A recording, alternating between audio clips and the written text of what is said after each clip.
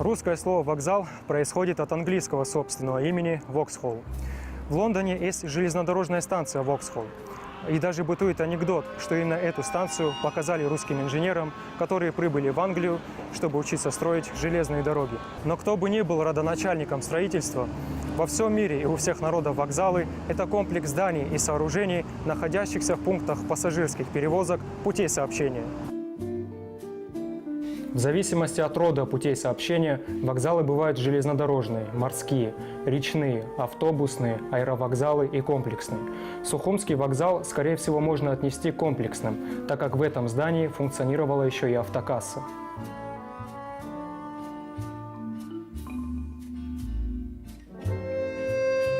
Люди моего поколения не застали это время в Сухуми. Время переполненных залов ожиданий, шумных перронов, привокзальной сутолоки. А говорят, еще в этом здании функционировала автокасса, где надо было покупать билет, чтобы доехать до близлежащего населенного пункта.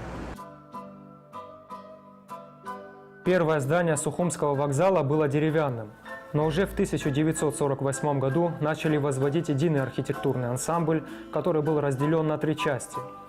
В левом крыле с отдельным входом располагался зал для военнослужащих, агитпункт и ряд служебных помещений. В правом крыле находился зал для пригородных пассажиров. К вокзалу также примыкал и ресторан.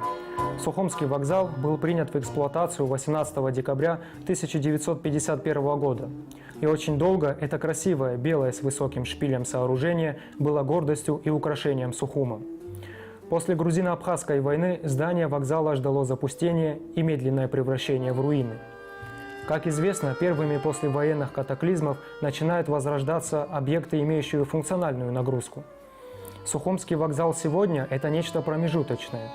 Сразу после войны от него ходили электропоезда до Сочи, и вагоны заполнялись. В то время это был самый доступный для пассажиров междугородний транспорт. Но со временем пассажиры стали предпочитать более быстрые маршрутки и автобусы. Летом 2004 года, впервые после окончания войны, пошел пассажирский поезд Сухум-Москва. Тогда же и привели в маломальский порядок фасадную часть вокзала. В настоящее время Сухумский вокзал принимает поезд из Москвы, Санкт-Петербурга и Воронежа. Но и во время пиковых курортных нагрузок количество пассажиров, собирающихся на перроне перед отправлением поездов по сравнению с былыми временами, мизерное и пока обходится без залов ожиданий. А отремонтированное помещение в восточной части вокзала справляется с функцией продажи билетов. Вот так и тянутся последние годы жизнь Сухумского вокзала. И не только Сухумского. А тем временем основные архитектурные постройки разрушаются. Потомственный сухумский архитектор и реставратор Георгий Боронин рассказал в нашей программе многое об истории, настоящем и возможном будущем исторических сооружений. Суть ее заключается в том, этих зданий, что они всегда проектировались с учетом контекстной архитектуры. То есть это не просто здание, которое временно обслуживать, его можно убрать, можно на него, как говорится, не обращать внимания. Оно всегда входило в ткань городской архитектуры, и очень важные такие объекты. Особенно это ввиду того, что это, в общем-то, советская архитектура, можно сказать, сталинский ампир, то они исходили из таких, как говорится, критериев. Сейчас функционально они практически не работают. Более того, если их не сохранить, то они через некоторое время разрушатся, и в результате опять-таки придется придумывать велосипед, опять выстраивать эти здания. Но весь парадокс заключается в том, что повторить это здание можно, но это уже профанация старого. Новое, да, новое можно делать, новое изменять, но мы тогда теряем исторический контекст. Чем интересно это здание? Это определенная эпоха, определенное время, определенный стиль.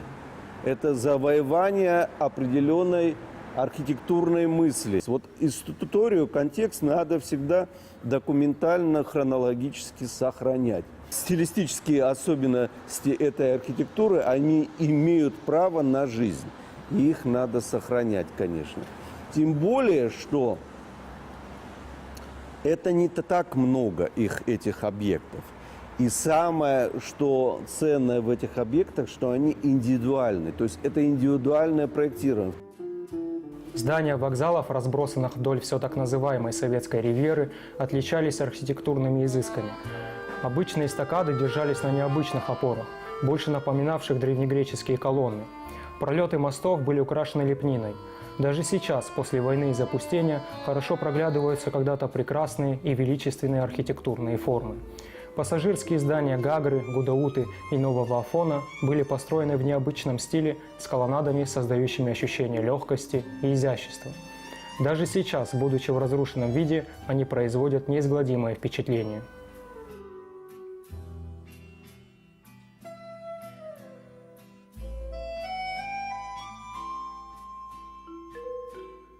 Конечно, своими силами экономики возможно сразу все не потянуть эти объекты, но начать с малого. Грубо говоря, мы берем один объект и в 2 года его реставрируем. Вот каждое поколение, вот каждый год, уже бы за это время, сколько у нас, 25 лет там прошло уже, вы представляете, каждые 2 года, если бы один бы объект был восстановлен, уже сколько бы объектов было бы восстановлено. А вот так ждать, что просто стоят эти объекты и разрушаются, дойдет до такого положения, когда практически они разрушатся у нас на глазах, и тогда начнут бить в набат, колокола, надо что-то делать, потому что это ужасно. Вот, допустим, как на улице Леона. У нас на эту станцию бывшую Бараташвили перспектива идет. То есть это архитектурный памятник, который существенно влияет на облик. И представьте, если в перспективе будут видны какие-то руины или какая-то площадка, более того, а за этой площадкой, допустим, даже если не руины, если уберут не формированный склон, ведь ее же построили не просто так. Они сформировали улицу, именно артерию эту, потому что задний план у нас хаотичный, более рыхлый. И чтобы собрать образ этой улицы, именно и построен этот объект. Вот это очень важные вещи, конечно. Конечно, я понимаю, как Сухумский вокзал, допустим, там должны большие капиталовложения. Но хотите ли того или не хотите, его надо спасать. Потому что если он разрушится, то это уже капиталовложения будут совершенно другого порядка.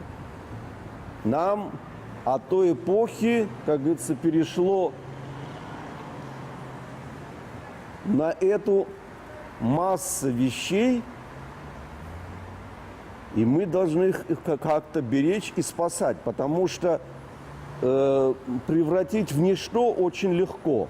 А вот потом действительно все это восстанавливать чересчур сложно. Тем более сейчас, как я сказал, очень актуально сохранение именно примеров сталинской архитектуры или ампира вот сталинского, потому что он начал исчезать. А у нас индивидуальные памятники, причем достаточно яркие, этой архитектуры. Некоторые памятники уже архитектуры, я не знаю, их очень сложно. Вот, например, Киласурский железнодорожный вокзал, замечательный. Уже он практически уже на 90%, наверное, он уже разрушен. Сейчас под вопросом в Новом Афоне. Прекрасные 2 железнодорожные станции. Еще можно спасти, еще можно что-то сделать. Несмотря на сложные времена, железнодорожный вокзал в Афоне практически цел и сохранился. В свое время над проектом вокзала работали лучшие советские архитекторы. В конкурсе на его проектирование принимали участие более 200 архитекторов. Лучшая работа и была воплощена в жизнь. Здание вокзала было построено в 1967 году. Оно выдержано в колониальном стиле. Центральная часть вокзала представлена в форме ротонды с 10 колоннами, между которыми расположены арки. Несколько лет тому назад была отремонтирована кровля вокзала, но комнаты в основном заброшены и разрушаются. В Афоне есть еще одна железнодорожная станция – Псырцха. Издалека она напоминает причудливую беседку. Ее построили в 1944 году, но станция закрыта с начала 80-х годов. Если еще как-то иногда на станции останавливался поезд Сухум-Адлер, то сейчас все проходит мимо. А зря. Внешний декор павильона может покорить любого путешественника. Сочетание большого количества стекла и восточных орнаментов создают эффект легкости, но она также заброшена и медленно разрушается. В городе Гагра имеются аж 3 нефункционирующих зданий вокзалов. В феврале 1951 года был построен железнодорожный вокзал в Новой Гагре.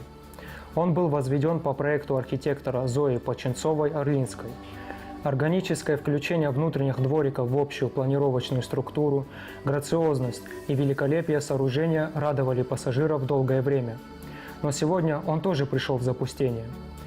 В Гагре также расположены 2 станции на платформах Аба-Ата и Гагрыбш. Первая платформа расположена на мосту, который тоже местами заметно прохудился. А сами мосты в архитектурном плане довольно примечательные. А станция Гагрыбш – платформа исключительно пригородного сообщения, но тем не менее на ней есть полноценный вокзал, архитектуре и размерам которого позавидуют и более крупные станции. Платформа Гагрыбш сегодня не функционирует и разрушается.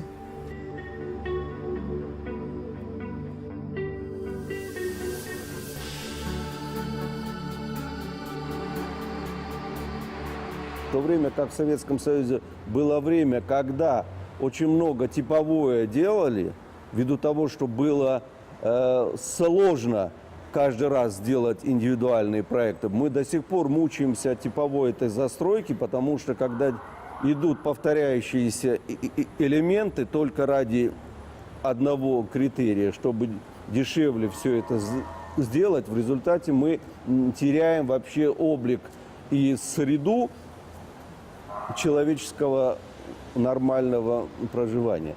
Вот тут очень важны эти вещи, я считаю.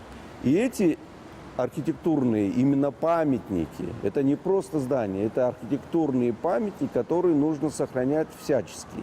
Тем более, что есть еще время, когда мы можем их успеть сохранить. Через лет 20 некроз уже такой будет в степени, что легче будет вообще разрушить его и опять заново делать, уже некую профанацию, как делали в Москве гостиницу, по-моему, Москва, так и называлась, вот центральная гостиница. То есть, по сути дела, ее разрушили, опять восстановили заново. Это все равно не та, как говорится, закладка основополагающая того здания. Это уже как некая профанация.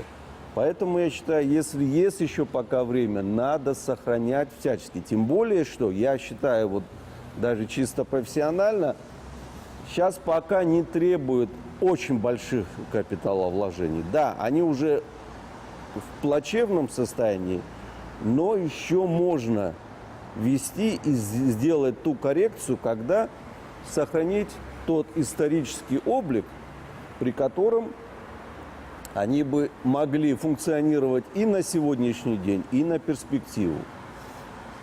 Теперь, я понимаю, что сложности таких объектов требуют, во-первых, и капиталовложений изрядных, требуют и времени, и некой программы.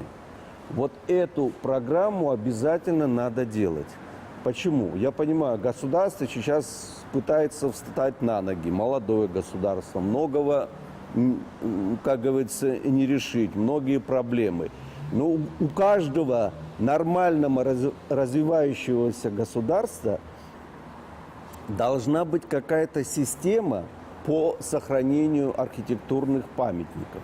Почему? Потому что любое государство имеет визуальную карточку. То есть состоятельности этого государства. Когда мы еще не знаем ни о людях, ничего, мы просто приезжаем и видим, если там разруха, значит государство не состоялось. Если же мы видим, пускай бедно, но все более-менее чисто, аккуратно сделано, значит государство живет. Пока не поздно, надо выстраивать какую-то финансовую программу по возобновлению этих объектов. Более того, конечно, могут совершенно объективно подойти к этому вопросу с другой стороны. А зачем нам их восстанавливать, когда мы их никак не эксплуатируем? Вот тут надо привлечь определенных специалистов, чтобы хотя бы на время его, когда он будет восстановлен, перепрофилировать его.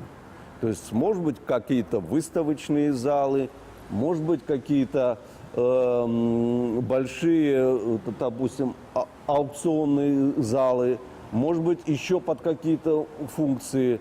Да, если хотите, даже под небольшой рынок можно, в конце концов. Во Франции так там вообще рыночки есть такого порядка, когда они приезжают утром, восстанавливают, к вечеру уже все чисто, все, ничего нету. То есть, попытаться эти объекты наполнить какой-то жизнью. И чтобы они, конечно, работали. Ну а с течением времени политическая ситуация, возможно, улучшится к лучшему. И когда заработает артерия железной дороги, а она необходимая, это не только экономически очень существенный вопрос, но и политически, то здесь они заработают опять. И нам не придется, как говорится, придумывать велосипед изначально. Конечно же, архитектурные сооружения и даже целые города в силу многих причин иногда приходят в запустение. Из-за сбоев в функционировании транспортных артерий очень часто и в странах более благополучных, чем наша, остаются заброшенные вокзальные сооружения. Самый большой в мире заброшенный вокзал находится в городе Детройте. Станция называется Мичиган. И второй по величине заброшенный вокзал тоже находится в Соединенных Штатах, в городе Буффало. Резкое сокращение пассажиропотока в годы Великой депрессии вкупе с развитием автомобильного сообщения сделали такие большие вокзалы ненужными. Но в мире много удачных примеров, когда в заброшенные здания вдыхают новую жизнь. Их просто на время перепрофилируют. Музей Орсе во Франции располагается в бывшем здании одноименного железнодорожного вокзала на правом берегу Сены. Этот вокзал, спроектированный архитектором Виктором Лалу, был в свое время даже первым электрифицированным вокзалом. Из-за прекращения движения поездов Париж-Орлеан вокзал перестал функционировать, и даже было принято решение снести его. Но его признали памятником архитектуры и сохранили. Во время президентства Жоржа Помпиду появилась идея преобразовать вокзал в музей. Но если у нас, в отличие от Франции, от вокзала к музею сложный и долгий переход, то существует масса вариантов, как перепрофилировать временно наши вокзалы, чтобы сохранить здания для будущих поколений.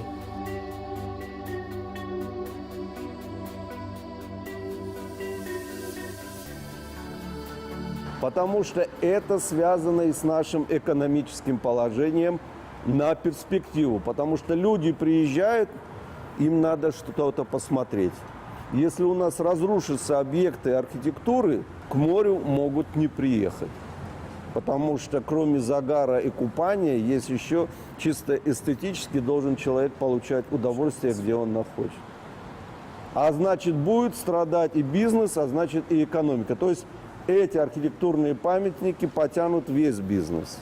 Вольно превратимся в банановую республику с той разницей, что в банановой республике бананы хоть есть, а у нас даже и этого нет.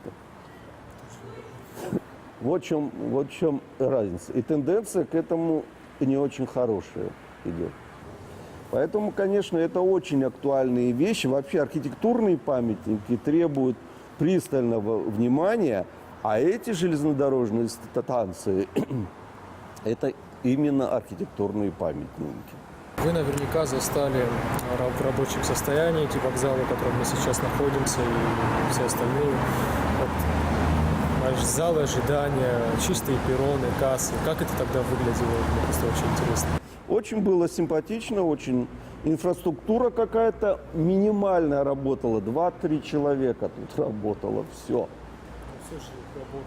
Все, тут небольшое кафе, по-моему, были, столики, кресла были, в которых люди отдыхали, сумка, когда из поезда, может, человек пожилой, там еще с детьми, там можно было пересидеть в дождик, можно было зайти в помещение. Это отлично, замечательно. Вообще, на самом деле, для того времени город Сухум, вообще, если честно говоря, он же имел федеральное субсидирование вот на постройку этих объектов. Их так просто не строили своими силами. Городская среда и бюджет именно города он не позволял выстраивать. Это объекты индивидуального строительства, в которого вкладывали деньги именно государство тогда. Именно показательный фасад. И поэтому к этому фасаду всегда внимательно относилась. Сейчас, ввиду того, что государство получило суверенитет свой, она должна заботиться о своем фасаде. Потому что очень легко потерять лицо, и как трудно его потом, как говорится, опять возобновить в том облике, хотя бы приличном, в котором мы бы могли бы все нормально существовать. Это просто говорит о том, что любое состоятельное и состоявшееся государство определяется лицом именно через архитектуру, через устройство среды человека. Вы можете китайский не знать, ничего не знать. Вы приходите в город, смотрите на этот город и говорите: да, это государство. Вот чтоб у нас не думали, что это просто какие-то объекты. Я не зря выбрал платформу ГУМа для встречи и столь важного разговора с мастером Борониным. По общественной инициативе здесь в последнее время зарождается новая традиция реализации различных арт-проектов. И, возможно, это послужит стимулом к восстановлению. Необходима государственная поддержка. И тогда, возможно, в скором будущем ни для кого не составит труда купить билет в своем вокзале и отправиться в любую точку земного шара по самому интересному маршруту. До встречи в путевых заметках.